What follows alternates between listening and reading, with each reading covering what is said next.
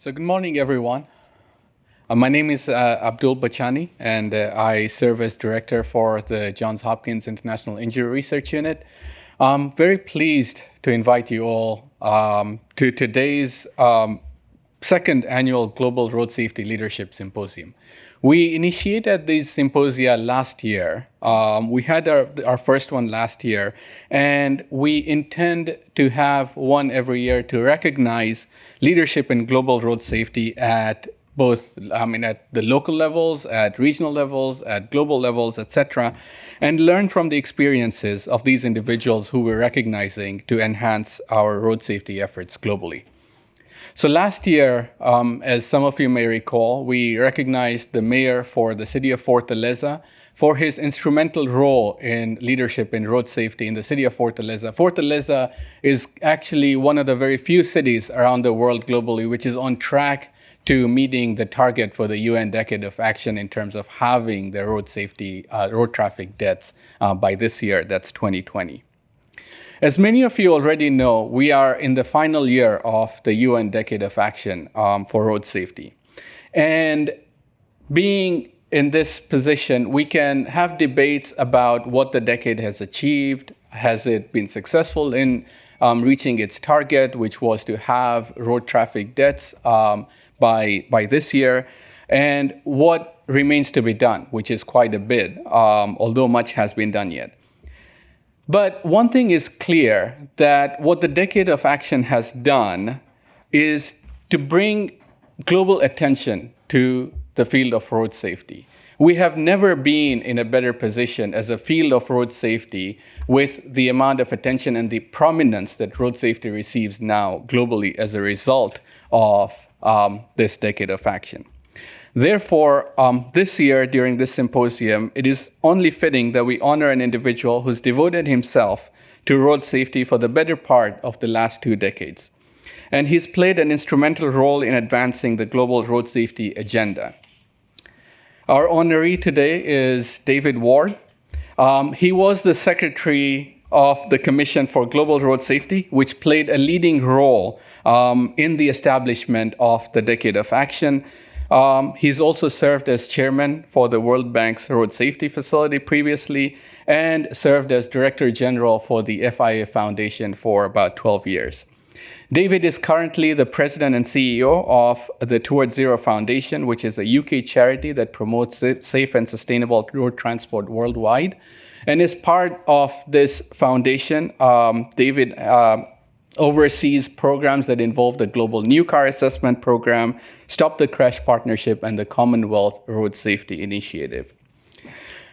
Over his career, from addressing environmental issues related to road safety to confronting the vehicle industry in terms of getting vehicle standards implemented worldwide, David has never shied away from taking up these complex challenges and tackling them head on. And as we're going to hear from David today, he's going to talk to us about the auto industry lobby and what he sees as some of the issues with this lobby and how we can move forward in this regard. So please join me in welcoming David, and we'll be happy to hear from you, David. Thank you. That was embarrassing. Well, thanks very much, Abdul. It's a great honor to be here at the Bloomer John Hopkins School of Public Health, and thanks to the research unit for giving me this opportunity to talk to you all today.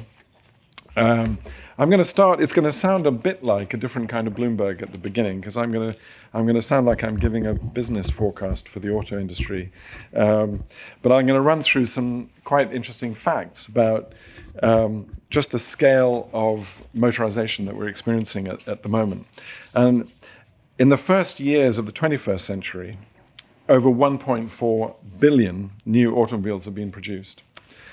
Since 2000, output from the automotive industry has grown consistently, with the exception of 2009 due to the financial crisis. In the current decade, just ending, production has grown by 28% compared with the previous 10 years. So the highest ever level of production was recorded in 2017 at 97 million vehicles in that year.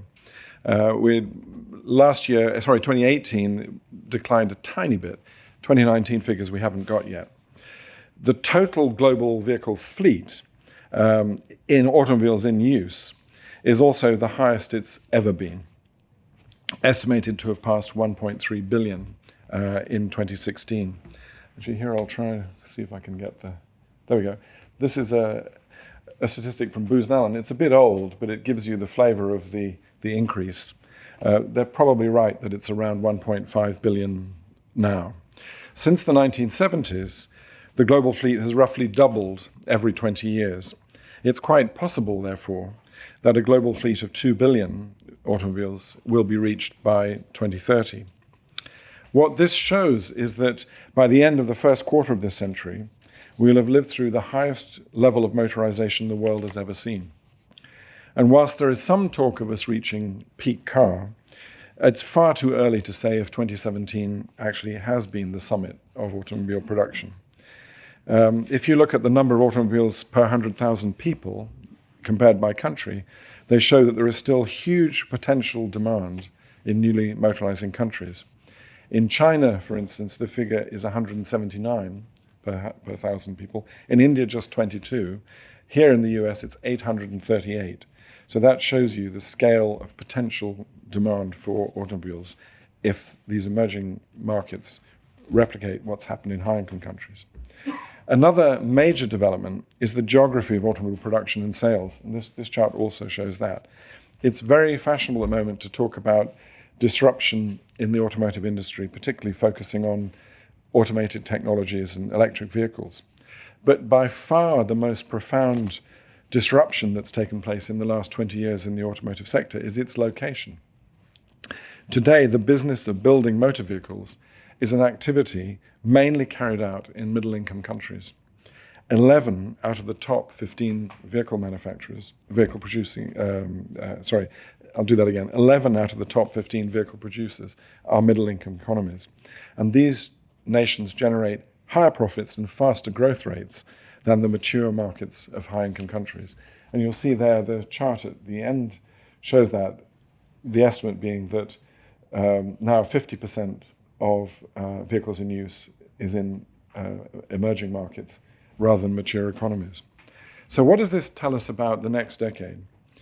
If just the same volume of production that has occurred since 2010 is repeated, that means we're expecting another 900 million vehicles added to the global fleet by 2030. And actually, remember, if we're just repeating the same volume of production, that means it's not growing at 28%, which it has in the previous decade. So this is a very cautious estimate, this 900 million. And now the majority of those will be produced and sold, as I said, in middle-income countries, and only a very small percentage are likely to be automated.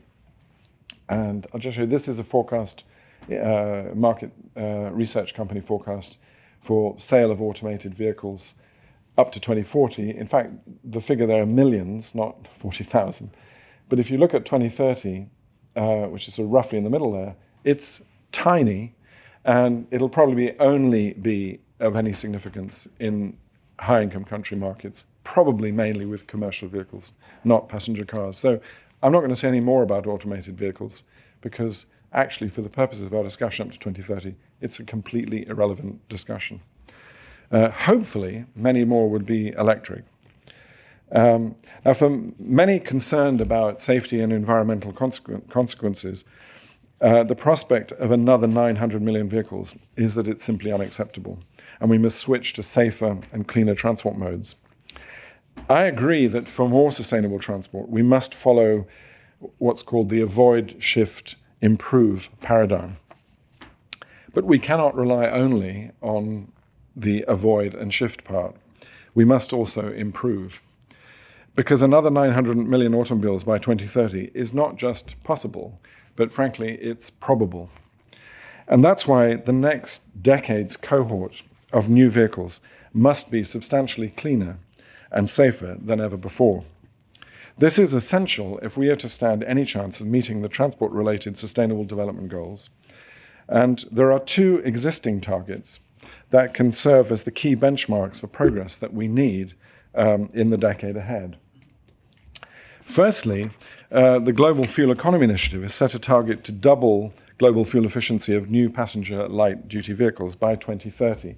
That's shown there on the left. They actually want to go further, 50% by, 90% by 2050, and also similar targets, slightly less onerous for commercial vehicles. They're working with the group of 20 industrialized countries to promote national and regional strategies to try and achieve that, which will be improvements in traditional internal combustion fuel efficiency and promoting faster use of electric vehicles. Secondly, the WHO has led a UN member states initiative to set a framework of global road safety performance targets, and there's one for vehicles, which is there on the right, and that is proposing that by 2030, 100% of new and used vehicles, rather key point, meet high quality safety standards based on a list of recommended UN regulations or equivalent national standards. And it's important that it's full fleet. It's not just new vehicles. It's implying that the whole fleet should turn over in the next decade in favor of these safer vehicles. Now, if achieved, these targets for fuel economy and safety would represent a major contribution to the Paris Climate Change Agreement and also halving road deaths, serious injuries by 2030. Both are ambitious. I think they're realistic, but with a concerted effort, I think they're achievable. But what kind of concerted effort is needed? And here I want to look at the recent past. The experience of the last 30 years is that the agent of change has been technology innovation, government regulation, and consumer information. The combination and interaction of those three factors have built a market for much safer and less polluting vehicles, but mainly in high-income countries. Today I'm going to focus on safety issues and try and briefly describe the history, the evolution of vehicle safety. Public health-inspired research back in the 1940s and 1950s identified how vehicle occupants could be much better protected in a crash. This led to decades of technology innovation in crash worthiness, keeping you safe when a crash has happened. We can point at things like three-point seatbelts, crumple zones, airbags, and so on. And more recently, there's been big improvements in crash avoidance, helping you avoid the crash altogether. The most important system there being electronic stability control. I'm going to come back to that. But the critical breakthrough in accelerating safety technology into the vehicle market have all depended on a combination of regulation and consumer information. Now, this is the legacy of a remarkable group of American public health campaigners, including Ralph Nader, over there, William Haddon, just below, and Joan Claybrook. In 1965, Nader's best-selling book, Unsafe at Any Speed, exposed the design flaws made by vehicle manufacturers and also challenged the claim that safety doesn't sell. 1 year later, President Lyndon Johnson signed the National Traffic Motor Vehicle Safety Act and then appointed William Haddon, who's well known for his matrix in public health injury prevention, to lead the newly established National Highway Traffic Safety Administration. This generated a whole framework of new federal motor vehicle safety standards. Then Joan Claybrook, a bit later a successor to Haddon at NHTSA, launched the first ever new car assessment program. Her powerful contribution was to recognize that consumer crash testing at more stringent levels than federal standards would stimulate public awareness and safety. And the launch of the first NCAP resulted in huge demand for the results and proved that the safety certainly sells. Last year we celebrated 40 years of the first NCAP. There's Joan getting an award at a major conference in the Netherlands. That's a 5-star rating, one of the cars tested. That is the original set of results. There's a nice story about that Joan Claybrook can tell much better than me, which is that as head of NHTSA, she made a pledge on the Phil Donahue show to make all this information public. Anyone could write in and get it. I think she got clearance from the government printing office, the US government printing office, to print a certain number. But hundreds of thousands of requests came in for this document. And I think she had some unpleasant discussions with the printing office about the budget as a result. But nevertheless, it shows the huge interest that there was. So it's a great story. Now, these were the origins of what I like to call the regulatory push, demand pull approach that's been so successful in building a market for safer automobiles. And over the last 40 years, it's been the winning formula that has spread right across the world. Today, thanks to the work of the UN Forum for Global Harmonization of Vehicle Regulations, based in Geneva in the UN center there, off-the-shelf safety standards for crashworthiness and crash avoidance are available to all UN member states. Meanwhile, NCAPs have been established in Australia, Japan, the EU, South Korea, China, Latin America, Southeast Asia, and pilot projects, which have been launched by Global NCAP, are now running in India and South Africa. There's a map there of the main established NCAPs. Now, NCAPs all across the world have been very successful in driving vehicle safety well above mandatory requirements. And this table here is from Latin NCAP, and these are last year's results. And you'll still see down at the bottom, we've got some zero-star cars. Those are cars that would fail to meet federal motor vehicle standards, fail to meet European standards. They'd be illegal. But the 5-star results up here are extremely good vehicles. Their occupant protection levels are fine. They have electronic stability control. Even there's a little tag on the right. Those vehicles meet pedestrian protection standards, which soften up bumper fronts. They're not even required in this country. And the vehicle here is the best-selling car in the region. It's the Chevy Onyx, made by GM. A few years ago, GM, we were very critical of them, were producing a lot of zero-star cars. But this year, they've really come good. This is a superb vehicle, 5-star, meets pedestrian protection, ESC is standard. None of that. The pedestrian protection, ESC only has become mandatory for new vehicles in Brazil, which is the largest market, in fact, this month. So they're ahead of regulations. So this is the point. NCAPs drive performance well above regulatory standards. And I could show similar charts for other regions. So as a result, the global market share of new car safety is at its highest ever levels. And let me give you two pieces of evidence to back up this claim. Today, 90% of global new car production, 90% meets the UN regulations for front and side impact. And the fitment rate for ESC, the anti-skid technology, is now above 80% of total worldwide new car market. This represents a major success for public health, advocacy, and innovation by the automobile industry. It should be celebrated, and really must be celebrated, as a joint achievement. I'd like to say a proud joint achievement, but I'm afraid to slightly sour the party atmosphere. It can't really be described like that. Why? Because the unfortunate fact is that for decades, the representative bodies of the automotive industry have relentlessly resisted all the progress that has been achieved. And here I want to define my terms very precisely.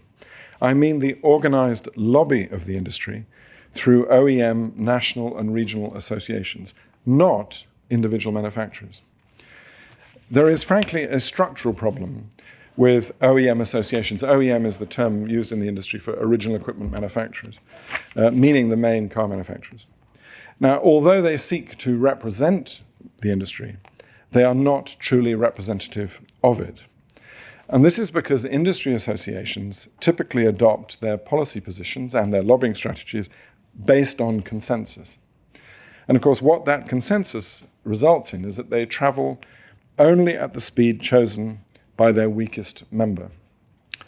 And that's why, for far too long, their standard operating procedure on vehicle emissions and safety is to deny, to disrupt, and to delay.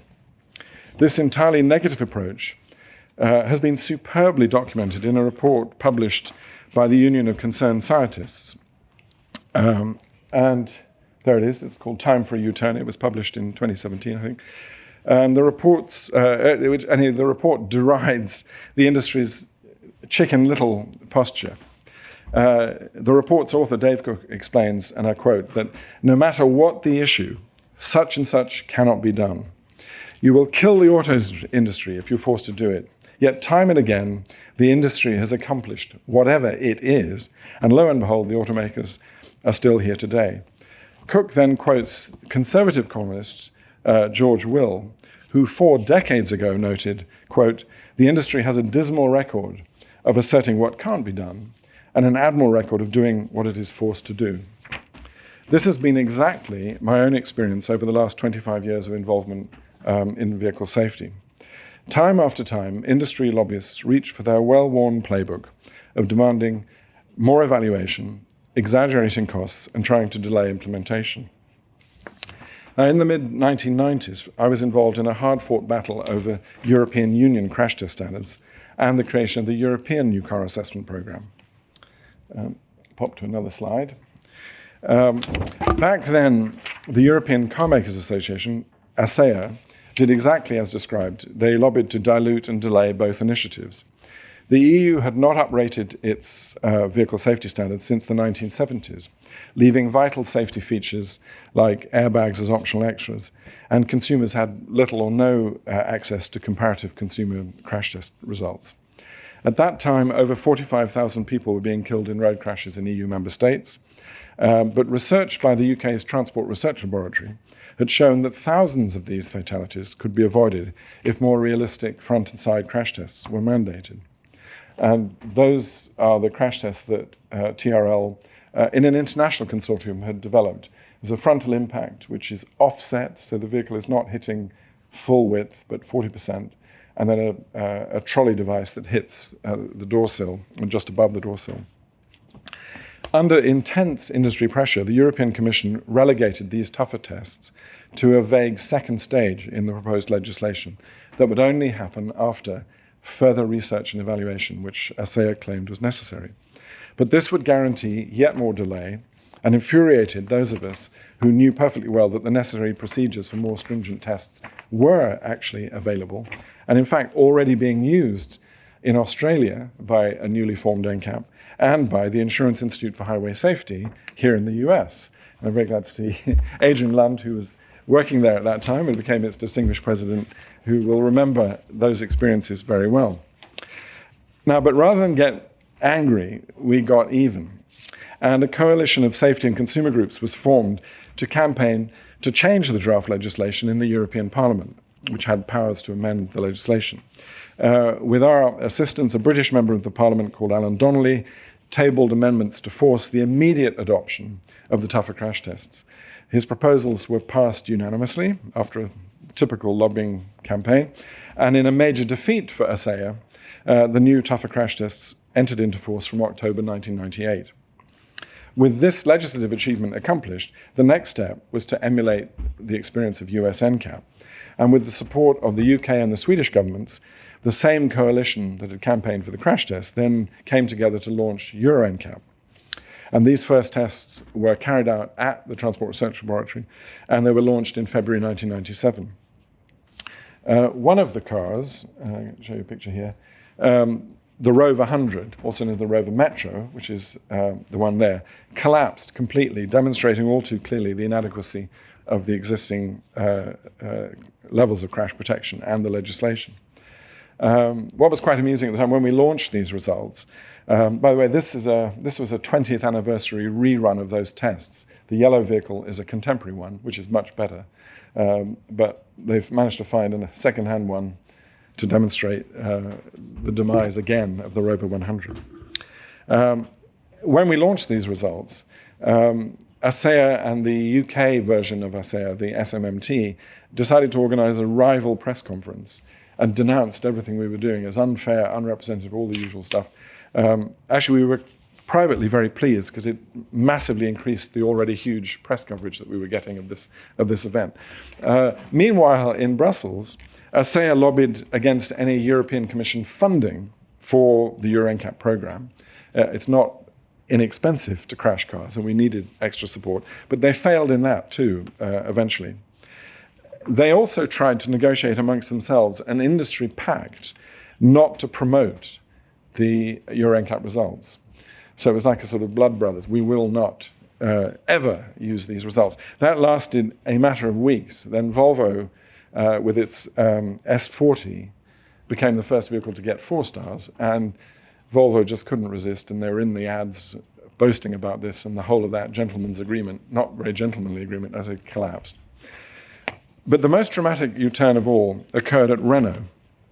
In 1998, the then chairman of Euro NCAP, Max Mosley, and myself were summoned to the company's headquarters to meet with this gentleman, the chief executive, who was Louis Schweitzer, the nephew of Albert Schweitzer, maintaining a public health perspective here. And he was also at the time the president of ASEA, and the chairmanship sort of rotates around the car companies. So we had this very nice meeting in the headquarters of Renault, just by the Seine, in a place called Billancourt. And at the beginning of the meeting, Mr. Schweitzer unfolded a brief and read out a statement from ASEA. And it was a bit like attending a meeting with the headmaster of a school and you're being given a very low score. He read out all this criticism, how dreadful we were to have launched Euro NCAP. This task completed, he then pushed the statement to one side, and then we had a very amicable discussion about what we were trying to do and how it all would work. And then this was followed by him inviting us to visit the technical center of Renault just outside Paris about a month or so later.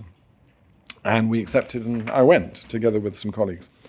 Soon after, Renault began to perform extremely well in NCAP testing, and in fact in 2001 became the first manufacturer to achieve the coveted 5-star rating, and there it is, that's the Renault Laguna. Now, just before his retirement in 2005, Louis Schweitzer very kindly invited us to Paris for an extremely pleasant dinner in an extremely pleasant restaurant called Taïwan in Paris, which is a nice place to visit if you can afford it. And he was paying, I hasten to add. And he told us as soon as we had, he reminded us of the meeting we had those years before, and he said he was so proud that Renault had got the first 5-star car. And he explained that he didn't agree at all with the ASEA complaints about Euro NCAP, but as their president at the time, he was simply obliged to read them out. And I think that tells you something about why, at the beginning, I wanted to clarify very clearly that I'm not talking about individual manufacturers with this critique. I'm talking about industry associations. Today in Europe, the days of the Rover 100 death traps are well and truly gone. In 2019, Euro NCAP tested 55 cars, and 45 gained 5 stars. By the way, the 5-star rating now in Europe is well advanced from the 5-star rating back in the days of 1998. And best of all, this has been estimated, the combination of EU legislation and Euro NCAP crash testing, this was calculated a few years ago, has saved around 78,000 lives since 1997. I think that's actually probably a bit of an underestimate. Occupant fatalities in Europe car occupant fatalities have been halved over the period. And today, although it's still unacceptably high, 25,000, not 45,000 people die in road crashes across the EU. Of course, I'm not suggesting all of that is just to do with vehicle safety, but I think it's fair to say that probably a good 30% or so of that improvement you can attribute to improved vehicles. This comparison, I'm sorry I can't resist doing this. This is a comparison of progress in the EU with the US, actually just in total numbers, but it does show the extraordinary progress. And Europe, okay, it's not per 100,000 population and so on, but Europe has been doing very well. Now, given the laws of physics and the role of kinetic energy are universal, it was inevitable that EU front and side crash test standards would be very strong candidates for global harmonization once they'd been established in Europe. And soon they were adopted by the UN forum that I mentioned in Geneva as UN available global standards. One might have hoped around the sort of 2004 period that this would have encouraged industry associations to recognize that the basic structural issues of vehicle design, designed to manage kinetic energy and protect occupants, would be over as a discussion, that we would just recognize this is how you do it and should be applied widely. But that isn't, unfortunately, what's happened at all. Through my work at Global NCAP, I've seen time and again OEM associations lobbying in Africa, in Asia, in Latin America, to delay the application of these UN crash test regulations, which came into force in Europe in 1998. and then subsequently adopted by the UN. And they've also been just as aggressive in resisting the formation of new NCAPs. Auto industry associations everywhere are like the leopard that never changes its spots. They're nothing if not consistent. In country after country, industry opposition is eventually overcome, but inexcusable delay is the predictable result. Take Mexico, for example. In April 2014, the government planned to update its country's vehicle safety requirements, which did not include any significant crashworthiness crash tests. And so the UN front and side impact test was very much on the horizon for them in the legislative proposal, and they published a draft and went to consultation. The Mexican Auto Industry Association, called IAMA, had the audacity to say in April 2014 that these should be removed entirely. So we're talking about standards that were established in Europe in the late 90s, available as a UN standard. And here we are in 2014, the Industry Association, whose members contain all the global companies that we're all familiar with, cheerfully saying, no, we don't need that. We don't bother with that in Mexico. Now, the government, to its credit, rejected this completely scandalous proposition. But they did offer a compromise. And I think sometimes this is what the industry tries to get. The industry associations, they come out with a complete blocking position, because what they really want is delay. And they were given it in Mexico, 6 years of delay. Mexico will now only fully apply the crash test regulations later this year. That's progress, but it should have happened, certainly could have happened 6 years ago. And what was the auto industry trying to do in Mexico? What they were trying to do is buy time, and buy time for these kind of vehicles. The vehicle at the top is called the Nissan Tsuru. It was, until a few years ago, the best-selling car in Mexico. It's still the kind of ubiquitous taxi if you run around in Mexico City. The vehicle below is the Chevy Aveo. Both of them zero-star cars. The Tsuru is actually just a very old design that had been shipped over to Latin America. The Aveo is more recent. But you'll see no airbags, body shell integrity, especially with the Tsuru, absolutely non-existent. It's an interesting story what happened with the Tsuru. In 2014, Latin NCAP released the result of that test. And they said the car should be withdrawn. And we had discussions with Nissan at headquarters in Japan. They just shrugged their shoulders and sort of said, well, and then the answer always is, we do what is required in the regulatory environment where we operate. Well, of course, the regulatory environment they operate, they'd just been trying very hard through their industry association to stop the introduction of these standards. They're trying to squeeze every last drop out of this death trap old vehicle. Then we decided to kind of illustrate this a bit more clearly. So in 2016 it was, I think at the Insurance Institute for Highway Safety, where we had an annual meeting of all the NCAPs, we decided to stage a crash test, and we got another Tsuru, and we crashed it into the cheapest Nissan you can buy here in the US, with predictable, devastating results. Later on I can maybe show you the film of the test, but it was utterly destroyed, the Tsuru. The day before the test, because we told Nissan that we were doing this, they announced that they were going to cease production of the Tsuru, but 6 months later. So we finally nailed that one. Anyway, now a similar story has happened in India, also in 2014, when we launched our Safer Cars for India project, testing some of the best-selling cars there. Here we've got results of all 30-plus vehicles that we've tested. And for the moment, just have a look. I know it's very small, but all of those vehicles at the bottom, all zero. Lots of famous brands there. So you've got Renault, Chevrolet, Honda, Suzuki Maruti, and so on, Ford. All zero-star cars, all vehicles that would be illegal to sell in US, Europe, Japan, so on. When we launched the first set of results, the Indian Industry Association, SIAM, copied almost word for word the words that ASEA used back in Europe in the 1990s. It was quite amusing for me because I was at these events where a CM official would jump up and literally you could have cut and paste exactly what they were saying back in the 90s. And people would say to me, oh, this is you must have some special circumstances in India. And I said, no, this is exactly what the industry was saying back in Europe 20 years ago. They disputed the validity of the tests. They said that people aren't interested. There's no consumer demand for this, blah, blah, blah, blah. But we kept going with enormous help from the Bloomberg Philanthropy, who basically funded a lot of this work, plus the FI Foundation.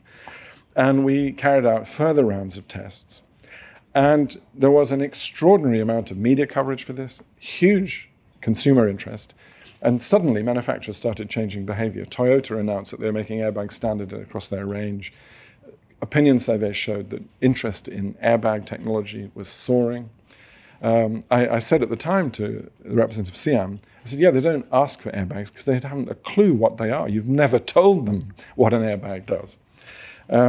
And very significantly, the government got very interested. And to give enormous credit to them, they acted very decisively, also to make commitments to regulations. And we started to see, as I mentioned, some manufacturers really responding. And the result today is that India now applies all the main crash test standards, including pedestrian protection, not yet applied here in the US, and last year achieved its first 5-star car with the Tata Nexon. So that's a huge achievement, and it was very pleasing. In a sense, we're neutral about which vehicles do the best, but it was kind of very satisfying, actually, to have a major Indian manufacturer achieve such a good result. I'd sort of expected it from the likes of Toyota. So, and that car, which is there, that was engineered in India entirely. So it's a great achievement. And watch this space is all I'm allowed to say. Our vice president for communications has just gone, shh. Now, this dramatic transformation has, I'm afraid, come about in spite of, not because of, the efforts of industry associations. Now, the Indian government has also moved on to make a commitment to introduce electronic stability control. And this is very welcome. In fact, yesterday, Transport Research Laboratory and Bloomberg Philanthropies published a new report showing what we already know, which is that it's an extraordinarily effective life-saving technology that can avoid around 38% of run-off-the-road crashes. That it's highly cost-effective, and the recommendations of this report is that it should be mandatory in all the major car-producing countries really right now, as soon as possible. But that is not a recommendation that many OEM associations will like. ESC was developed by Bosch in the 1990s. It's now produced by other companies like Connie and so on. And as evidence of its effectiveness grew, it again became a very strong candidate for regulatory action by the EU and elsewhere. In 2005, the European Commission launched an important initiative called Cars 21. And the idea was to create a shared roadmap, a regulatory roadmap for the European automotive industry. And I was served in that role, in that body, as a Sherpa, so-called, for the high-level group that brought together all the key stakeholders, including industry CEOs, ministers, and so on. Quite senior-level body. But all the hard work was done in this Sherpa group, and I was there representing the sort of consumer interest. During the negotiations, ASEA, who were there, tried very hard to block inclusion of electronic stability control in the roadmap, arguing, you've guessed it, the technology is not proven, we need more research, all the usual arguments, and that basically it should all just left to market forces. And so that's what they argued. Fortunately, in the end, ESC was included in the Cars 21 roadmap, which was published a year later, in 2006. Now, this happened because during a quite heated exchange in the Sherpa group, and I was part of the heat, so I have to admit this, I pointed out that the US intended to regulate and had already prepared a draft federal regulation, which I actually had a copy of. This was a bit embarrassing for ASEA, because they were claiming that, as I mentioned, that there was no test for the technology available, the evidence of its benefits were unproven, etc., etc. Now, what was convenient for me is that NHTSA's draft rulemaking contained not only a fully developed test procedure, but also convincing evidence of its effectiveness. And so that was, shall we say, even more awkward for ASEA. Then I pointed out that no less than the Republican administration of George W. Bush was convinced of the need to regulate, and that finally sent ASEA's attempt to block ESC skidding, shall we say, off the table. I'd like to just add another point here, a very powerful one, is that not only did the US regulate through its own FMVS system, but the then administrator, Dr. Jeff Runge, was determined that it should become an international standard. And as soon as the US had completed its regulatory process, he took that standard to the UN in Geneva, pushed it very hard. Within 18 months, it became a global standard. It's quite encouraging to know that there is a world in which a Republican administration can believe in regulation, believe in the United Nations, and do a tremendous service for humanity, which is what actually Jeff Runge and the administration at that time did. Now, having lost the argument for exclusion, ASEA, as usual, was slightly more successful in delaying in Europe. And it took a further, guess what, 6 years for the EU to mandate ESC by 2012. But the very good news is that during the current UN Decade of Action, ESC has been the world's most regulated safety technology. It is standard fit now in all high-income countries and is applied in some very important middle-income countries, Argentina, Brazil, Malaysia. It's not regulated in China, but there's a voluntary agreement and its penetration there is way up. As I mentioned before, the fitment rate of ESC in light-duty vehicles now exceeds 80%. That makes it, I think, clearly the system of the decade. If there's going to be awards for a given technology that has done the most, progressed the most in the decade of action, it's this. This chart shows, I'm sorry, it's very difficult to read, but it's penetration fitment rates in new vehicles of ESC. And the soaring lines are emerging markets. In there, there's a blue one, which is 82%, and that's the fitment rate at the moment. What we still have is way down below. India is right at the bottom there. Current penetration rate is around 12%, but it's very good news that the Indian government is committing to regulate. So it's an absolute priority for major producing countries to do that. And that's why yesterday's Bloomberg TRL study is so important, and why it shows that strong regulatory action by the G20 countries, where the majority of vehicles are produced, it really needs complete universal regulation. Yesterday's report from TRL shows what would happen if all have legislated by this year, the whole of the G20 countries. The fitment rate, and this is total fleet, I'm bringing you back to that target, not just new vehicles, but the whole fleet penetration would reach 85%. That's not far away from the 100% goal of the UN target. It would affect over 1 billion vehicles. There would be 400 million extra vehicles with this life-saving technology fitted. It's pretty impressive numbers. And I'd say it's not far off the performance target. But as countries consider making ESC mandatory, they will also face another industry association tactic, which is grossly exaggerating costs. The first government to regulate ESC in 2011 was actually the state of Victoria in Australia, which is a bit like California is to vehicle emission standards, the state of Victoria is to vehicle safety regulations. And they mandated it 1 year ahead of the federal government.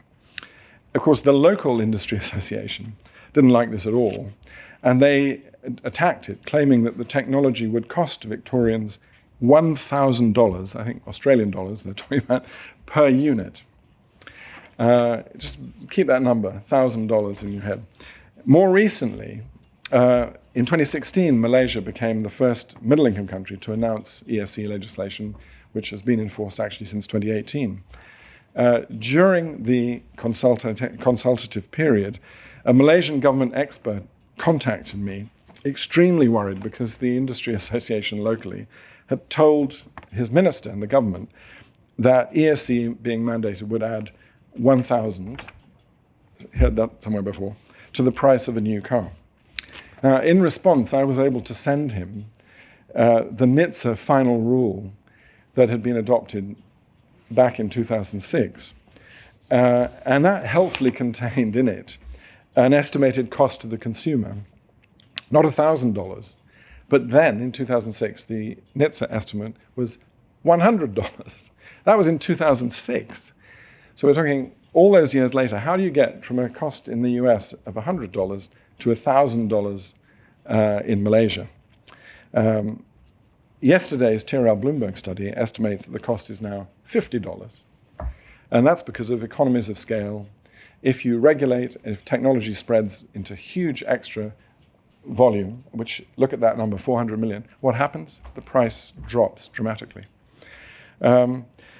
So you can see that the Malaysian official that I sent this to was delighted because he was able to knock back the absurd exaggerations that the industry association was using. So if you're beginning to wonder, can we count on the auto industry associations to support making the world's next 900 million vehicles the safest and cleanest we've ever seen? You know, there is perhaps a bit of doubt now. And I have one further piece of evidence that I'd like to submit to the court, to Johns Hopkins University and this distinguished audience. In October, the Industry's International Association, and actually I should explain, it's an international association of national associations. It's not manufacturers, it's an association of national associations. They launched a manifesto for global road safety. And I suppose, we always welcome any initiative from an industry like that. But normally a manifesto includes commitments from an organization that it's promising to do. In the world of politics, where I used to work, that's what manifestos did. It was your pledge to the people. Get us elected, we'll do this. What's striking about the OICA manifesto is it doesn't actually say anything that they're going to do. What it does is it calls on governments to universally apply a set of UN vehicle standards and then offers to help them with that. Now, at face value, that sounds really good. It's a breakthrough. They're in favor of universal application of some key standards. Great. You could say, well, OICA's finally taken an initiative. It's unfortunately right at the end of the decade of action. It's taken them a while, but I guess one shouldn't discourage late arrivals. As an aside, I can't resist pointing out that OICA has some form on matters of timing. On 15th of September 2015, they released a public opinion survey entitled The Global Image and Reputation of the Auto Industry. OICA proudly reported that 73% of the respondents believed the industry could be trusted long term. Recall that date. 2 days later, the US Environmental Protection Agency sent a notice of violation to Volkswagen, and the scandal known as Dieselgate went public for the first time. I think for comic timing, one really has to say that OICA deserves a round of applause. However, any applause quickly subsides if you look at the detail of their manifesto for road safety. For as usual, the devil is in the detail. I've got the document here. There is an annex which includes OICA's recommended list of regulations. Included are, you'll be pleased to hear, front and side crash tests and electronic stability control. So far, so good. But then look at the timetable. They think it's not possible to universally apply front and side crash test standards for another 3 years. That's something that started out as legislative demand in Europe in 1998. Now they need another 3 years. It's already at 90% penetration of the vehicle fleet, but they need another 3 years. Electronic stability control, they want another 5 years. That's already at above 80% penetration, but they need another 5 years. No words can adequately convey how weak a proposal this is. There are other surprising omissions. No mention at all in their list of the UN regulation for pedestrian protection, which, as I mentioned, is applied in Europe, it's applied in Japan, even now in India, unfortunately not here. Also, electronic stability control is left out. There's a list for commercial vehicles. They don't mention ESC in relation to commercial vehicles, but the system works perfectly well there too. And then no comment at all on proposals made in 2016 for a voluntary commitment from the industry made by Jean Todt, who is the UN Secretary General Special Envoy for Road Safety, and proposals also made by Michael Bloomberg in the same year, who, as you know, is the WHO Ambassador for NCDs and injuries. And I should, I suppose, declare an interest. His philanthropy helps to fund, very importantly, our work. No discussion at all either of the global road safety target for vehicles that I showed earlier, even though OICA was officially consulted about them. And I know because I was in the meeting, the stakeholder consultation, when they were there, and they talked about them. But they don't bother to mention that at all.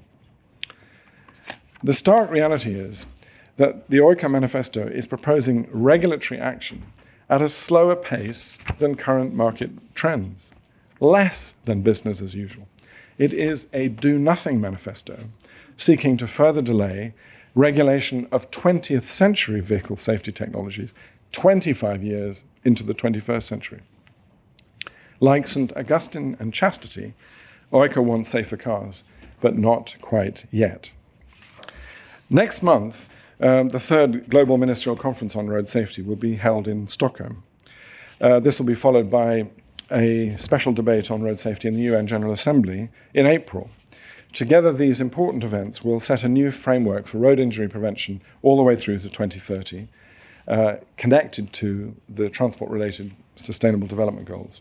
Promoting safer roads, safer road users, and safer vehicles will be a key part of that. Now, I would really respectfully ask the major car company CEOs to take responsibility now for the industry's public policy on global road safety. OICA's manifesto is simply not credible. The car manufacturers should not wait for legislation to be applied by UN member states. A global voluntary commitment is well within the capability of the top 10 manufacturers that now account for 96% of all vehicle production. So before Stockholm, or at the latest by the time of the UN General Assembly debate, it would be highly welcome if the major car manufacturers could now respond to the proposals made by Jean Todt and Michael Bloomberg for a voluntary commitment. They should, for example, commit to apply the UN's list of recommended safety standards, including front and side impact, pedestrian protection, ESC, to all new models this year and to all cars in production by 2022. That's a typical time that is allowed for industry to adjust their production. A commitment like that, either jointly, the 10 manufacturers, or individually, would show real leadership and contribute significantly to halving road deaths and serious injuries by 2030. And I'd also ask industry CEOs to reflect on whether delegating industry public policy to lowest common denominator associations is any longer a strategy that serves either their own or the public interest. At the beginning of this talk, I highlighted the environmental and safety targets that must be achieved to put our road transport system on a path towards sustainability. But we need to recognize that meeting these targets represents a huge challenge, not just to the automobile industry, but to governments, particularly of major car-producing countries, and to all of us that depend on access to efficient, safe, and clean mobility. So I'd like to conclude with a constructive suggestion. Earlier, I mentioned the EU Cars 21 initiative. Over the years, this process of inclusive, high-level stakeholder dialogue has helped the EU become a world leader in both safety and environmental standards. But given that the automobile industry is so significantly globalized, heavily concentrated in 10 to 15 companies, that would cover the whole lot, and a similar number of countries, isn't it time now to launch a Cars 2030, perhaps linked to the G20 group of industrialized countries, which has summits each year? The G20 really are the countries where the automotive industry, its companies, and its market primarily are. A G20 Cars 2030 initiative could secure commitments from both industry and governments to guarantee that the world's next 900 million automobiles are much safer and cleaner than ever before. Now, I know this may seem over-optimistic at a time when the prospects of global cooperation seem so diminished. But surely this would be far better way forward than the familiar industry association's playbook of denial, disruption, and delay. Tactics which I hope today I have proven to always be unsafe at any speed. Thank you very much.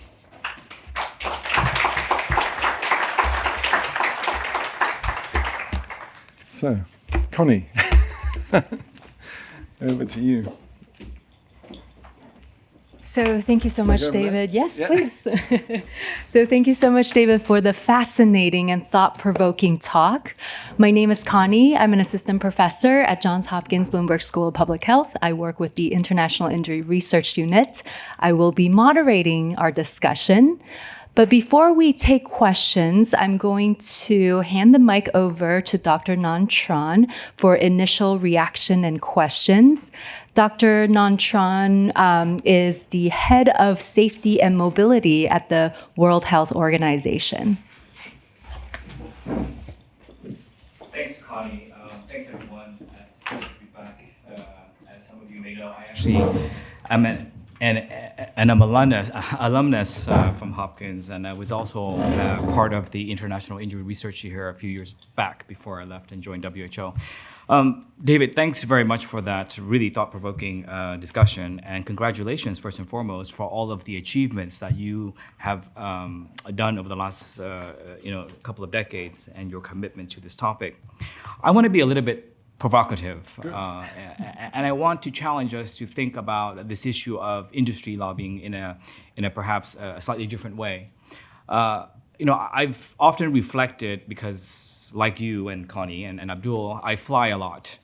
And I've often reflected about this idea of safety standards and mandatory safety standards versus voluntary, and 3-star ratings and so forth, and star ratings, 4 stars, 0 stars, and all of that stuff.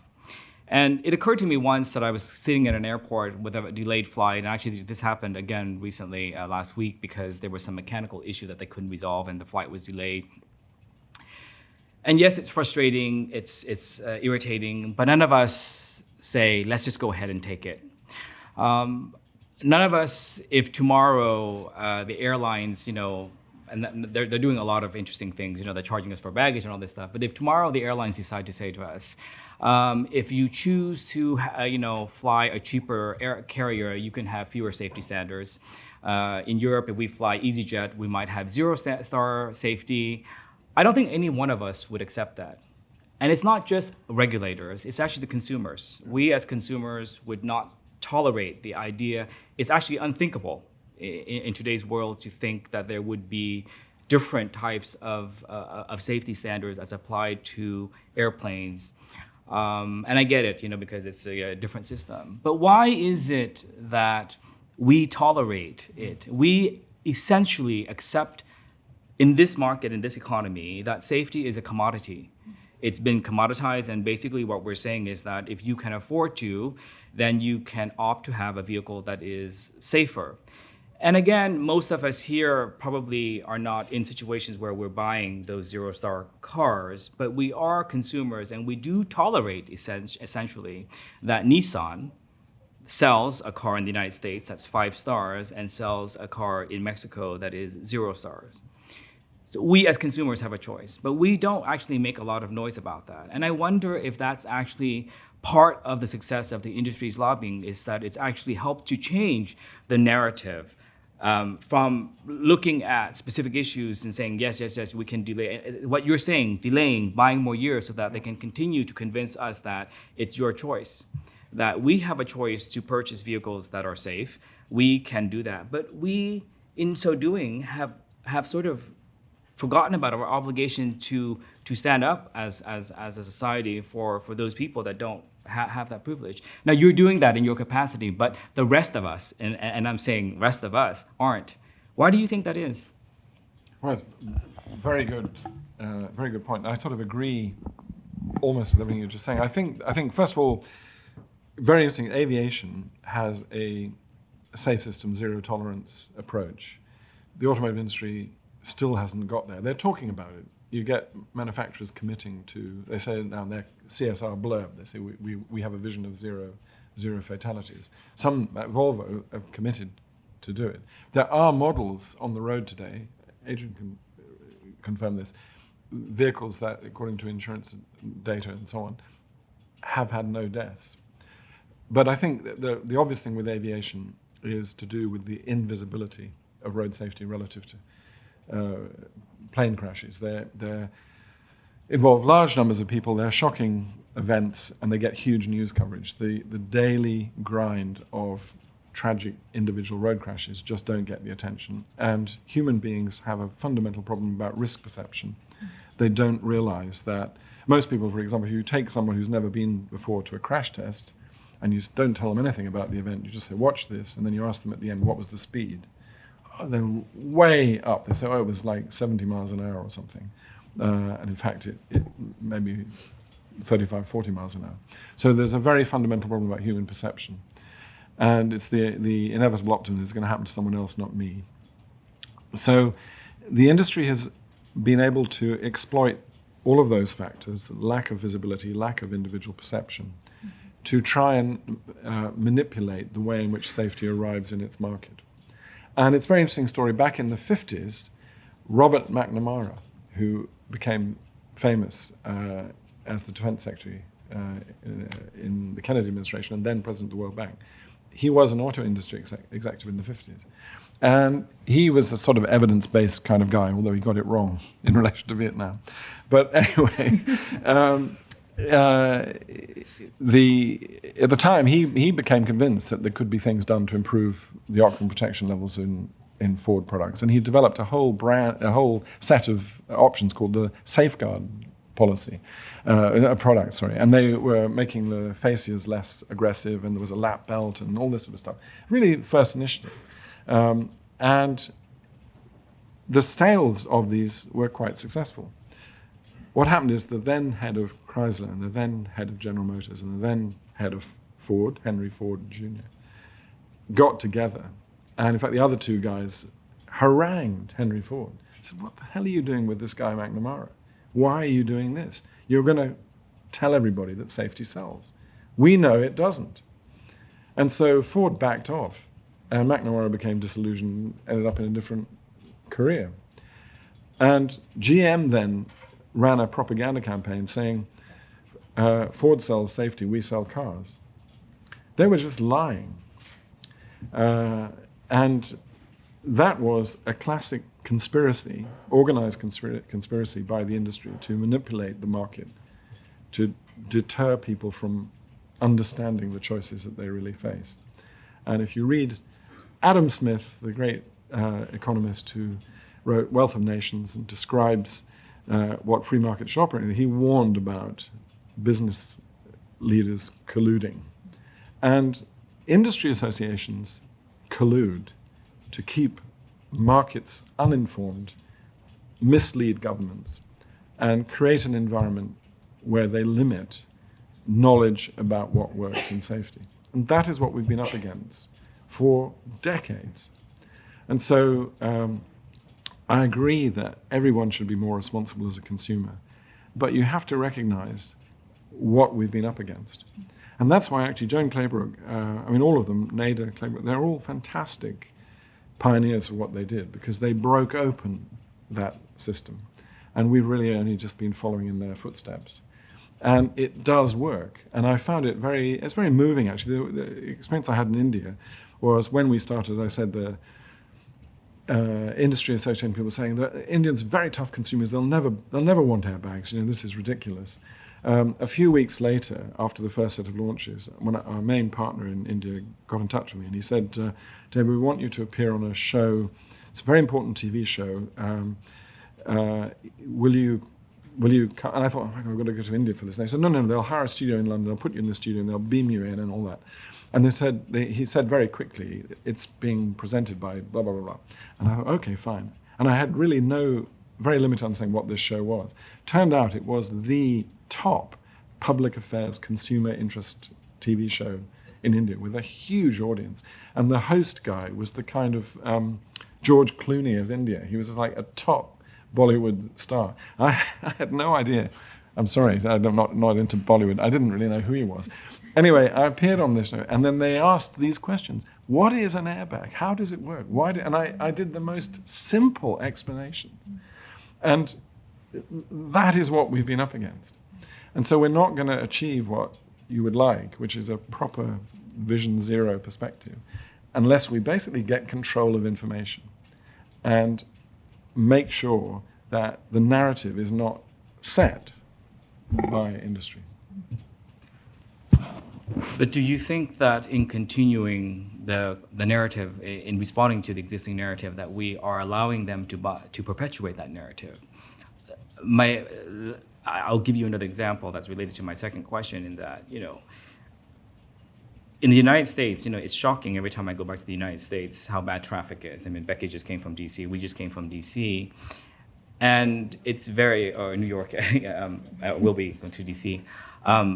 It's amazing to me how normalized that is, that, we spend hours on the roads, and it's perfectly normal. And for people here, a 20-minute diversion is simple. We have rail systems that pale. I mean, that are embarrassing if you look at what is available in other countries, and that is obviously due to the strong manufacturing car makers here, and of course whatever you want to, however you want to describe it, the collusion with oil industries and so forth.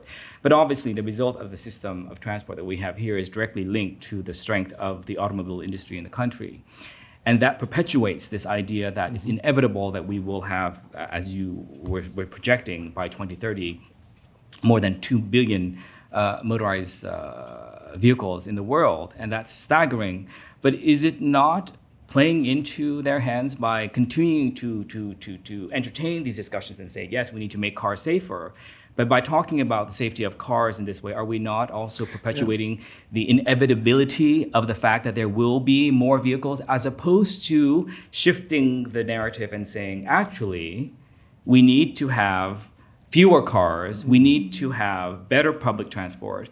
And maybe in Europe or maybe in Japan, that's a different reality. But certainly here, there's plenty of room for that to happen, and that needs to happen, but it's not happening. So I wonder whether or not these conversations are somehow allowing, the industry to actually continue this. And so that as long as they can continue to delay, safety, they're continuing to say, yes, cars are the reality, cars are better, cars are the future. And even conversations about autonomous vehicles sort of perpetuate this reality and this inevitability. And I wonder, are we playing into their hands by continuing these conversations? Well, earlier I didn't have time to elaborate it, but I stood four square behind the avoid, shift, improve paradigm. I agree completely that, particularly in urban city environments, the whole bias is wrong. Vulnerable road users should be on top, not cars. We've got to reverse all of that. That is happening. I think probably not much in the US, although in certain cities, New York, great examples. But that is the trend of the future, and it's clearly got to be part of this whole path. The sustainable transport has got to be about a lot more than just cleaning up motor vehicles. But I think you've got to be realistic too. And if you look at the weight of the automotive industry in the minds of policymakers, for example, the Obama administration, helped bail out the U.S. auto industry because it was just vital for its political sense of survival that the big three, got their bailout. And it also coincided with a degree of caution on the part of the Obama administration in introducing new regulations. They slowed up a bit, but they did push ahead with fuel economy. And that was very good, and now unfortunately being unraveled by Trump.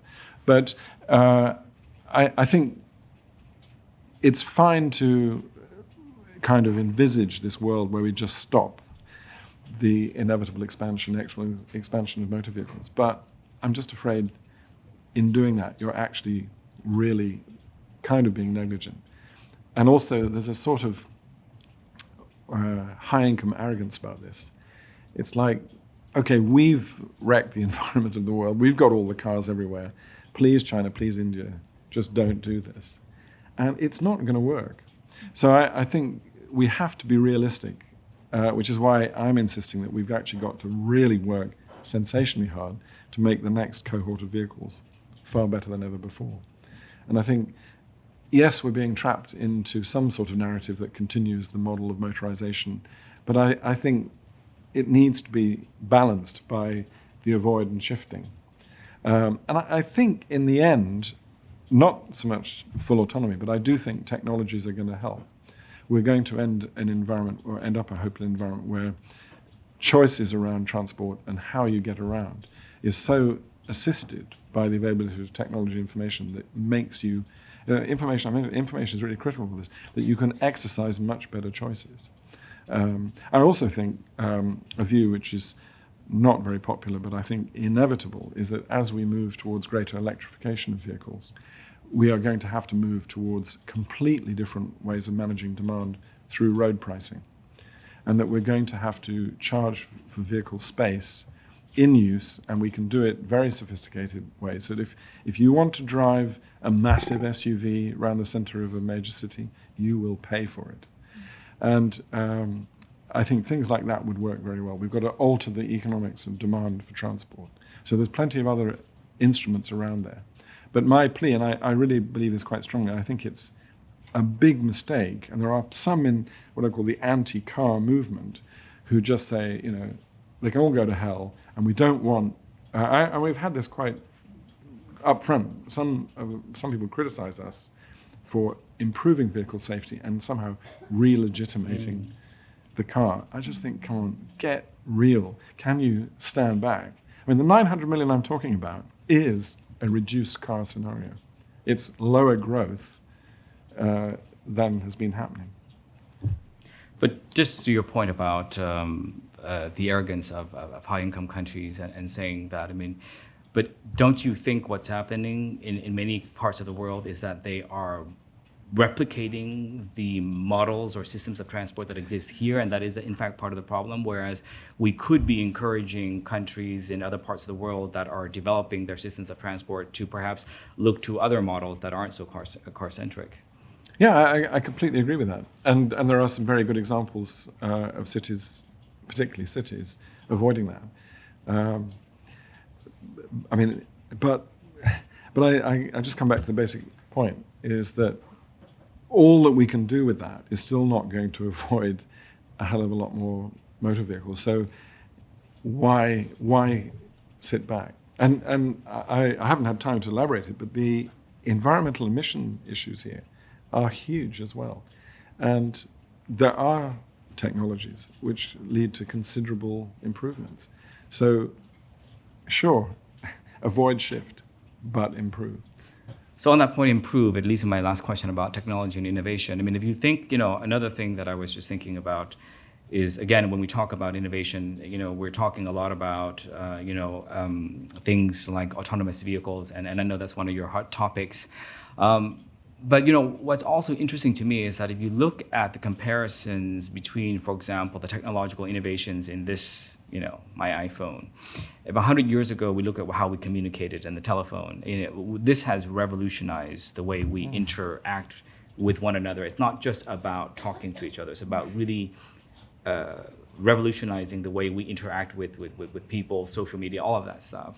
Why do you think that has not happened in the space of transport? If you think about where we are in terms of mobility and look back 50, 60 years, it really hasn't changed that much. We have buses, we have subways, metro systems in New York have been around for 100 years. We really haven't actually pushed systems to evolve as radically as what we've seen here.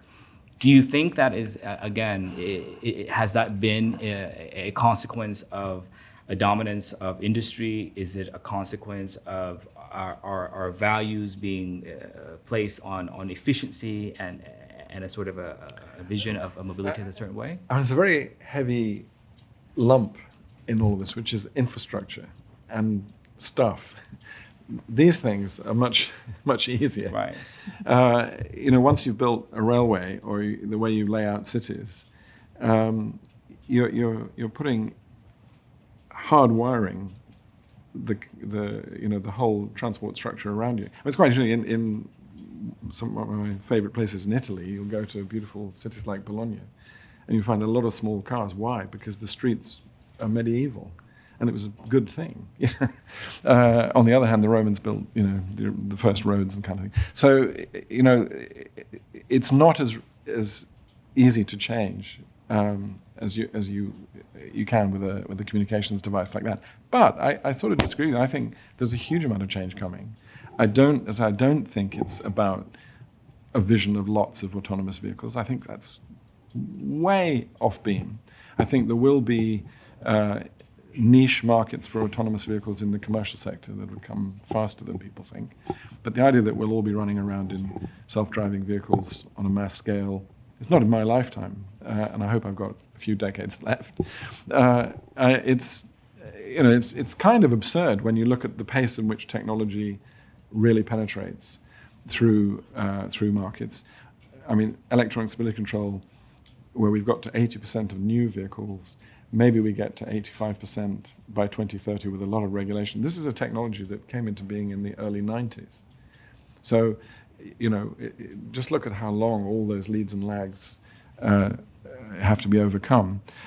But I think in the area of sustainable transport mobility, particularly in the ever-growing urban environments, I think the technology around communications and AI and all the rest of it is going to be extremely helpful, as I described, in helping you make much more informed choices and also raise the attractiveness of mass transit systems, which is crucial because we all like our privacy, we all like our little private spaces, and motor vehicles are quite comfortable, and that's why a lot of people prefer it than sitting in a bus. Or if you can make buses and other systems very attractive spaces with all the communications possibilities that you need, both in terms of telling you when you're going to arrive, where your next connection is, etc., plus allowing you to do whatever you want to do with your mobile device, great. And that'll make the whole system more balanced and more fair. And we will reach this very desirable state where car dependency is massively reduced, and especially in cities. I live outside of London. I never dream of driving to London. I use mass transit all the time. And we need to do that on a very big scale. I agree with you. I mean, I've often thought that, the one of the most transformative innovations that have occurred in the space of transport has been Uber, right? And Uber and Lyft and all of these things. And it's actually there was a result of apps and smartphones, right? Yeah, they generate more traffic. They have lousy employment conditions, and it'll be good if they make a global agreement only to have 5-star cars. True, but I guess the point that I was making was that if you think about what types of innovations and technology have changed the way we think about mobility and transport, I mean, there are young people now that aren't even wanting to get a car anymore, and this is what's coming out, right? Young 18-year-olds are now thinking they don't need to drive because they can just Uber everywhere, right? That's a big shift in sort of the paradigm shift. So I agree with you that I think there's a lot more to the technology. I guess the final question I have is thinking about, okay, so where do we move forward from here? How do we address these infrastructure things? It's interesting, by the way, since we're in the United States, that the US highway system was not established for transport. I mean, it wasn't established for freedom for people to go, drive these things. It was established as part of a defense system, right? The US, and it was initially called the US Interstate and Defense System. So was the internet. Right. Well, but so I guess that was the rationale, and from that evolved this whole culture of all of the highways and the diners on the highways and all of that stuff, and that's evolved into a cultural phenomenon in the United States. So how do you undo that, and how do you change that? If we want to go advocate for a different paradigm, what is it that we can do, and what is the role of individuals?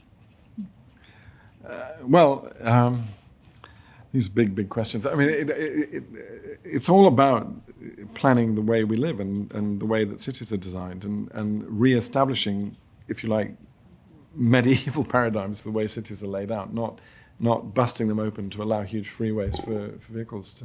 I think all the action in sustainable mobility is going to be in those urban environments. I don't think big interstates. We will still need to get around in extra urban environments. And that's where I still think that motor vehicles of various kinds will still be the preferred option there. But it'd be great if we can get to the point where cities are places where you walk, you bicycle, and you use mass transit, and cars don't feature at all, which is sort of for the vast majority of people, for example, in London. That is where we're at. So I don't think it's that far away. And I think that the things I was mentioning, you say individuals react to signals and information. Some of them are price signals. I really do believe that we're going to have to bite on this bullet of road pricing sooner than we think. Apart from anything else, vast swathes of government revenue comes from fuel duties. If we really shift to electrification, well, we're going to lose all those duties. So that points the way to go. But in the end, this is all about sending the right signals, giving people the right information to make better choices, and to make sure that information isn't distorted, manipulated, and concealed. And that's not just actually industry, it's governments do that sometimes as well. Thanks. Well, thank you for the great question and great discussion. We'll now take a few questions from the audience. If you have any questions, please come down. There's 2 mics, one on each side.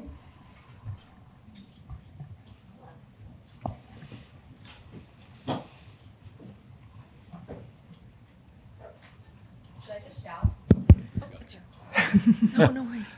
Hi, I'm Becky, and hi to all of you. Richard, hi. I'm at Bloomberg Philanthropies and have been working with David and the Global NCAP team. And one thing that we know a little bit about, but I wanted David to explain more for me and perhaps those in the audience that are not as familiar, is a technology called intelligent speed assistance. And because as we know, speed is one of the leading risk factors for fatalities and serious injuries on the roads. And so I wondered if you could talk about that, what exactly it is, how it works, and what the industry reaction has been so far, given that it does have such a huge potential to reduce the trauma. Sure, I'm glad you asked me that. ISA is coming. Sorry, it's coming. In Europe, it's now mandated to be introduced into new vehicles from 2022. Exactly how it will work is going to be subject to another round of arm wrestling to write the regulation. But essentially, the systems use sensors and map data so that the vehicle will know what the speed limit should be. And then it will inform the driver and actually slow the vehicle down. It is overridable in the European version because there are circumstances where you need to accelerate away from an incident. It's been bitterly resisted by ASEA. I don't want to take up too much time, but in all this CARS 21 process, there was a big commitment to more consultative ways in which legislative proposals would come together. It also led to more delay, but it led to the most thorough cost-benefit exercise the European Commission has ever done across all the range of measures, and those measures include autonomous emergency braking, a whole range of other things, something called direct vision, which is massively improving truck vision to reduce blind spots, whole package, loads of different measures. And in amongst it, ISA, but for all classes of vehicles. And the whole idea was that the package would be you couldn't split it up. It would not be the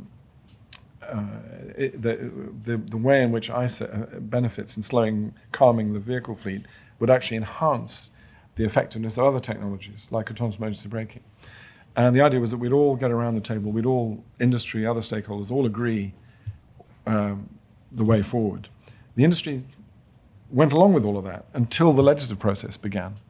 As soon as the legislative process kicked open and the European Parliament could amend in the way that we did before, they suddenly broke ranks. They said, ISA doesn't work 100% all of the time. Like, big deal, which of those technologies ever does? There will be times where the speed limit is not posted correctly or the signal hasn't been picked up. So what? No technology works 100% of the time. But this was their big beef. It's going to annoy people when they realize that the speed limit is wrong. And then they said, all the usual stuff, not proven, all the same arguments. And they tried to have it withdrawn completely from the proposal. So there was a big effort to resist this, and they were attacked pretty heavily in various hearings in the European Parliament, one of which I participated in. I recall saying to the industry guy behind me, I said, that's great. You're complaining about a failure rate up to about maybe 20%. Let's concede 20% of the time it might be wrong. I said, go tell a room full of people who've been road traffic victims, people who've lost children in road crashes, tell them there's a technology that will calm speed down by a huge factor of approval. But because maybe in a certain number of times it's not going to win, see if you get out of the room alive. and anyway, they lost the argument. But they're still fighting. They're still arguing about what the technical regulation will be. But it's coming. And the interesting thing is, it's already in the market. It's already included in Euro NCAP ratings. And it is where people are using it, you get good user acceptance of it. And once you get a penetration, it'll take a long time, but once you get to 30, 40% of the vehicle fleet with these systems in place, the entire vehicle fleet will be calmed, even the ones that don't have it. And I think it is definitely something that should be on the radar screen here. And some cities are doing pioneering things. In London, TfL are fitting it to all their fleet of buses. And you can retrofit to a certain degree these technologies. So it's a really good system. It has fuel economy benefits. It's far, far more immediately important than a lot of discussion about autonomy. And by the way, it is a sine qua non. It's a prerequisite of autonomous vehicles. So I kept saying to the industry, I said, you're telling us that there are all these autonomous vehicles just around the corner, but you don't think this is right because it may not work all of the time. I said, please get your arguments in line. I mean, either these things are coming or they're not. And if you can't make this work, don't bring us these autonomous vehicles. So yeah, it's a great... Actually, one thing, I'm talking too much. I want to just flag up, remember motorcycles. Motorcycles are a huge issue. The numbers I presented were not including motorcycles. 120 million new motorcycles every year. ABS in motorcycles is an absolutely critical technology that can help reduce crashes. Again, I'm constantly pointing to Adrian. You're going to have to say something in a minute. The Insurance Institute do really good evaluations of how effective it is here. Not yet regulated here. Sorry, it needs to be done. India is regulating it. And an interesting story about costs.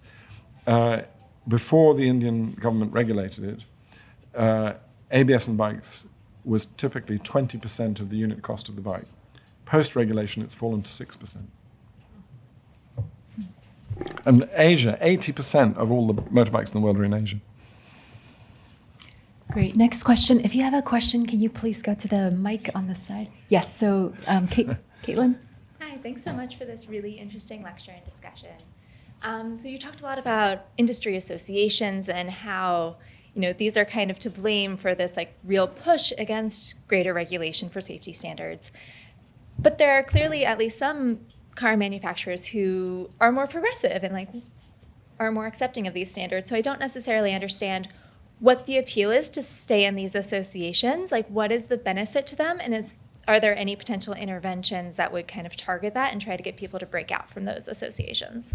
It's a very, very good point, which is people said to me, well, why do these companies tolerate this?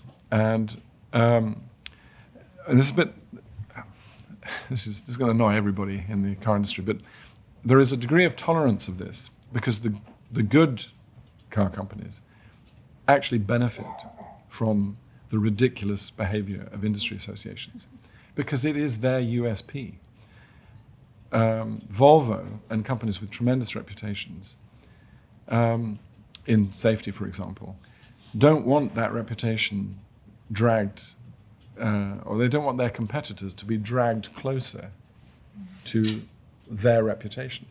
So basically, they quite happily sit on their hands. It's a little bit the attractive story about Mr. Schweitzer. He knew perfectly well it was in Renault's interest to get for 5 stars. But he acquiesced. I'm sounding critical of him now, and I actually rather admire him. He acquiesced in an ASEA line that he knew was absolute nonsense. And this is the sad thing about industry associations. They actually induce bad behavior by everybody involved. And I think it should be broken up. That's sort of my positive message at the end, is the kindest thing that the car manufacturer, the top 10 CEOs could do to Oiker, is decommission it. In fact, it has a job. Its other job is to kind of organize the car shows around the world. Just leave them with that. The reality is that these discussions should be eyeball to eyeball, CEOs. There are only 10 of them that kind of control 90% of production. And governments should talk to them, and governments shouldn't be hoodwinked. And there should be also, in the policy process, independent assessment, a bit like the European Commission did over the latest proposals. Bring in independent bodies to verify the truth about costs and timescales. And it's tricky because you're dealing with very sensitive commercial relationships. Most of the clever stuff in cars these days is not produced by car companies. It's produced by the supply industry. The supply industry is not allowed to break commercial secrets. For the European Commission to evaluate the costs and benefits, they have had to go through all sorts of elaborate kind of games where they would talk to different suppliers in privacy and sort of, one way it was described to me, it was a bit like a game of hot, cold, warm, where they would suggest a possible cost and then no one would have to say it is actually that. Like nobody, I told you that ESC costs $50. There is nobody in the supply industry who would announce that that's the truth. And I actually know that in some markets, it's less than that. But they won't admit it. So policymakers have to try and deduce what the truth is whilst formulating timescales and all the rest of it. It's very tricky.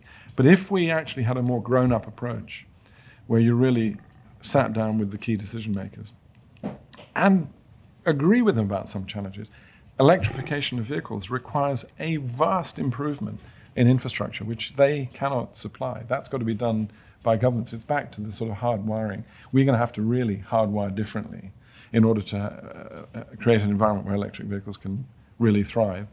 And that's something that we all need to work together. I'm actually in favor of a sort of partnership approach. But you can't have a partnership approach where they're just kidding you all the time and putting in your face associations of associations that are really very far removed from the real business of making vehicles. And that's the problem with these associations. And they also do the dumbest things. I mean, the wonderful example of the dumbest thing, actually it's the second dumbest thing I've seen in this country. The biggest was when the industry bosses flew in private jets to appear before Congress and ask for a bailout in separate jets.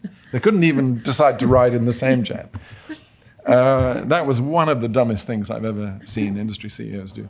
But the second dumbest thing, way up there, and seriously dumb, was the letter sent by the Auto Alliance to the Trump transition the day after he was elected, saying, roll back, which is like, you have a sort of, no, I won't say it. Yeah, if you have a government or administration that is really keen on binning all regulations, beware what you wish for. If you give them a letter saying, we, the industry, would like you to dump all Obama fuel economy, freeze everything, roll back everything, don't be too surprised when they kind of bite your arm off and do far more than you ever dreamed possible. And then what do they do in fuel economy? What they've done brilliantly is destroy the emerging fuel economy consensus in the US and the single market, which matters, basically by aligning federal standards with California.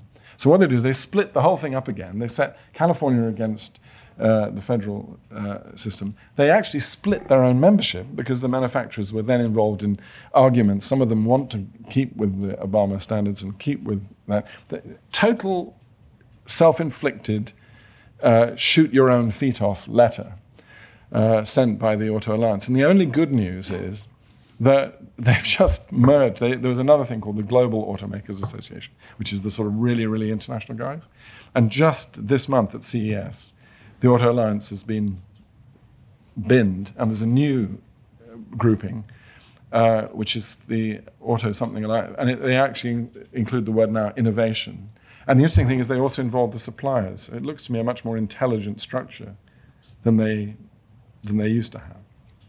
And so, maybe we'll get to this kind of more realistic, rational discussion where I think it's in everybody's interest, and it comes back a bit to your point, is we are going to have to reorganize the whole architecture of our cities and our way of life and our transport systems. I think there will be a future, and a profitable future, for the automotive industry in it, but only very fundamentally changed in its outlook and compatible with all the other things that we want to achieve. So questions? Thank you and for your presentation, and following up on the first question of Nhan. So on the difference between the airplane industry and the car industry, there are probably no more than 10 companies producing planes, now Boeing and Airbus being most of them. And my question is, there's a difference in which the manufacturers for vehicles actually go to the countries and have their factories there. And that creates a political economy at the local level in the supply side that is actually different than just shipping a plane, right? Yeah. So to what extent these market forces at the local level actually might make more difficult to create a safety culture that is easier if you have just the standard of Airbus or Boeing? Yeah, that's a very good point. I mean, the interesting thing is that it becomes very sensitive in some markets. Like in India, India is now the 5th, maybe even the 4th largest vehicle producer in the world. Huge growth in capacity there. When we were launching the test results, there was a lot of pushback, particularly from the main market leader there. But one of the things that really put them on the back foot was the fact that they're exporting from there. And that in the same production plant, you have vehicles that meet higher quality standards, but not the ones they're selling to the local community. And that got them in a certain amount of negative feedback. And the same in Mexico, for instance. I showed you the image of the crash of the Tsuru crashing into the silver car. That silver car is actually built in Mexico. It was 2 Mexican cars hitting one another. It's just that one is sold in the US. So the reality of globalization in the automotive industry is there is huge regionalization going on. There is huge consolidation of products. A lot of the vehicles are now produced on what are called shared platforms. So the basic engineering of the vehicle may produce 15 different models from a pooled set of key technologies. And that is growing, that tendency. It's massively important for their efficiency. And you're starting to see, what's quite interesting is that all of the key components need to be clustered in certain regions, so that you don't have engines going from one side of the world to the other. They're kind of building everything everywhere, but on the scale for that market. Those are quite good. They're quite sensible efficiencies.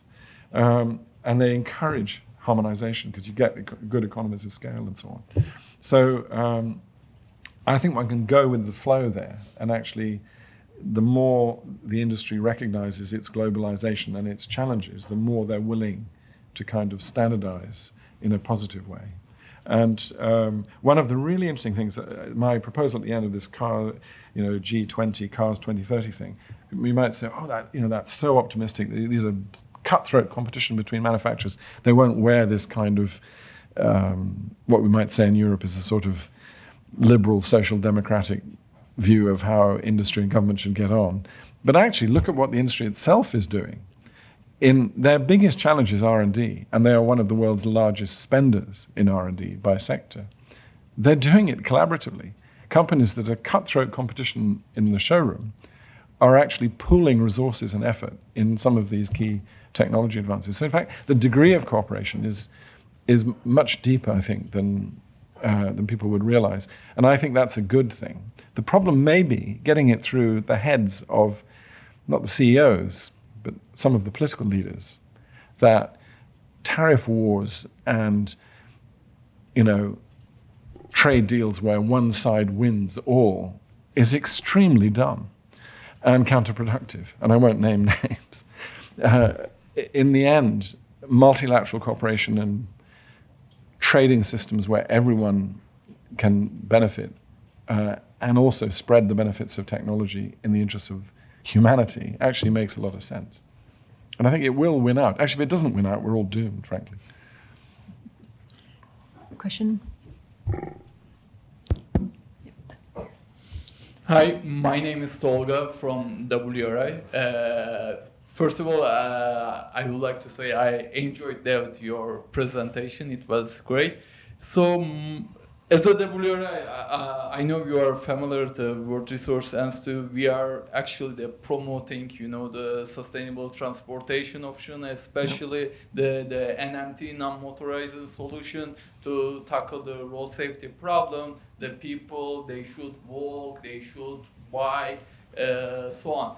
The issue is, after your presentation, I was thinking about there is a link between the city's environment and the manufacturer lobby in Europe, as you know very well. Only the Dutch and Danish guy, they don't have any national car brand. I mean, even the Czech, they have the Skoda, the Spanish guy, they have the Seat. I don't want to, come up with all this. The France, the UK, the Germans, they have a bunch of, the brands. But as I said, there's, only the Dutch and the Danish guy, they don't have the national brand. On the other hand, the Danish guy and the Dutch guy, they have an advanced NMT solution in their city. If we are going to, the Netherlands, I mean, in Rotterdam, in, the Amsterdam, also the Copenhagen, we can easily find out, the people, they are biking, they are walking, and these cities are, we can say, the origin of the Vision Zero. I mean, even from the Copenhagen to Stockholm, even the Sweden guy, they have the Volvo, and it takes, around 1 hour by, the driving from Stockholm to Copenhagen. There's a, the huge difference in terms of this NMT solution, the Stockholm and, the Copenhagen. So I was thinking about right after your presentation. I mean, over the decades, the manufacturer company, they have a kind of influence on, how we developed our cities. I mean, especially in Europe, I'm asking, because Yeah, I agree. I mean, I was saying the one thing that's very particular about the Netherlands, even Copenhagen, is it's very flat. And there is, I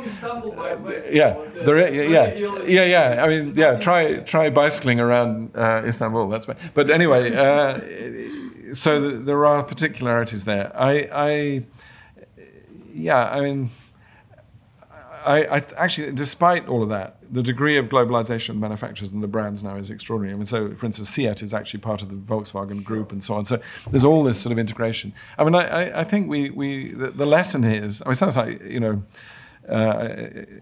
Back to the Future, the medieval city planning is where we want to get back to in Europe, and get back to small streets, and not all the wide infrastructure that was provided for the automobile. And I think we are getting there.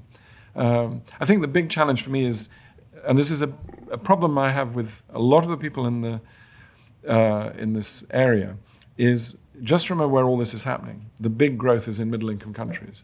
So we kind of need to stop talking about what's going on in Europe. I mean, I've been talking too much about that, but the big challenge is India, China, and South Africa and Nigeria and places like that. That's where we've got to get this debate right. So I think we do fail a bit with that. There was a book a few years back written by the people from UC Davis, very good guys, but they're very into the autonomous vehicle thing. And the book was called 2 billion vehicles. It was talking about the same kind of thing that I was. When you actually read the book, the whole discussion is about North America. And it completely misses the real challenge. And that's also where I think this point about this is going to happen, let's deal with it, by really persuading governments to regulate, getting the public informed, is so important. And it works. I mean, look at what's happened in Latin America. Look at India. It's, there are huge other challenges too. in the vehicles, in the whole road safety space. Vehicles, I think, are at best about a quarter of the problem. If you fix, in India, vehicle occupant deaths are about 26% of the total. So you're not going to solve much, but it's a very large number. 26% of, is a big number of people. So in the interest of time, because we have a reception after this, we'll take one last question. David will be at the reception if you have questions for him there. So Hal?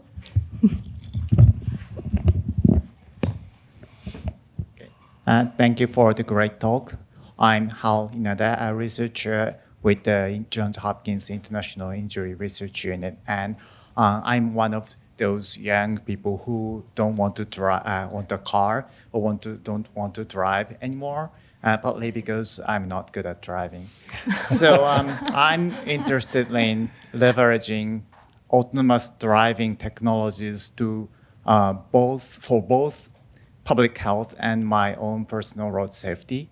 And my question is, are there any movements at the international or national level to add some self-driving technologies, such as automatic braking, to vehicle safety standards or requirements? Yeah, for sure. I mean, again, it's very important to define one's terms, but driver assistance technologies that are sort of semi-automated systems, which ESC is one, and AEB, these are all available as regulations and are coming. AEB, it's all coming soon. And the EU, the fact they've mandated AEB will help, because once they've done that work, the UN body tends to pick it up kind of off the shelf. So we will see more and more of that. In terms of full autonomy, there is also a lot of discussion, quite complex discussion, about this whole tricky issue of who's responsible. Is the driver still driving the vehicle, and so on. At the moment, until recently, the big international conventions have always assumed there is a human in control, and there's been huge controversy about how you deal with all of that. So there is a lot going on. My view about all this, and I want to say I'm not a skeptic. I think autonomous vehicles are fully possible, and they will happen. I just think on a mass basis, not for decades. And there are far more important gains to be had for what you might call intermediate technologies, like intelligent speed assistance, all of which are much more readily deployable without the problems that we still get with full autonomous vehicles, which, like humans, don't like bad weather. Sensors will get knocked out. You have a vehicle to be in the supermarket, in the car park, and somebody trolley bangs into it, bang, that's it. The vehicle would just say, I'm out of here now. And there's a lot of, when you talk to the people really involved in all of this, they're all way more cautious than they were 10, 15 years ago. And every time you see a commitment on full autonomy around the corner, you find, it's another five years back. And now some quite key companies and all this just saying it's mainly going to be commercial. And again, I always like being a bit provocative, this has got nothing to do with safety. It's all about employment costs.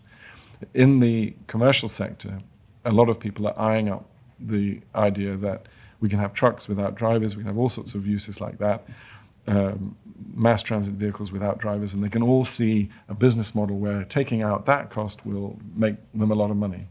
And I think they're probably making a big mistake, because even people talk about, elderly people will love it because they'll have autonomous vehicles that can keep going. My mother is bright and healthy at the moment, 95-year-old, but she no longer drives, thank goodness.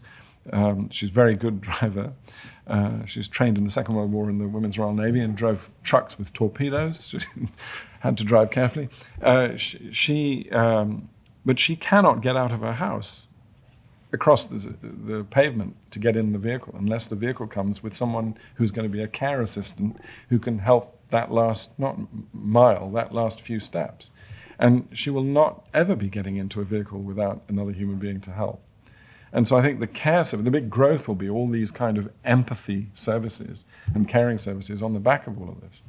And so I think all of the stuff about it's going to be a vast improvement in safety is total speculation and unknown. And then there's a massive transition problem of mixed fleets. And tell me about motorcycles and autonomous vehicles. I mean, go and stand in the center of traffic in a city in India and say, is this going to be autonomous anytime soon? Absolute rubbish. Great. Thank you so much, David, for the great talk and also engaging discussion. Also, thank you, Nhan, for your questions. Very quick comment. You know, as someone who studies industry interference, I found it fascinating that a lot of the tactics that you spoke about that the auto industry association uses is similar to other industries like tobacco industry, for example. So it makes me wonder what we as public health researchers and professionals should do, what more we should do to expose their tactics, to counter their arguments. Anyways, on that note, please join me in giving a round of applause for our speakers today. Thanks for arranging it. This is great. And over to you, Abdul. Thank you. Indeed, an amazing discussion that we had, some challenging pieces of information and conversations that we still need to have. Clearly, a lot of progress has been made, but a lot more needs to be done. David, on behalf of the Hopkins team, thank you for your leadership in this area, and thank you for coming and joining us today here. So I have a small token from the team for you. That's great. Thanks very much.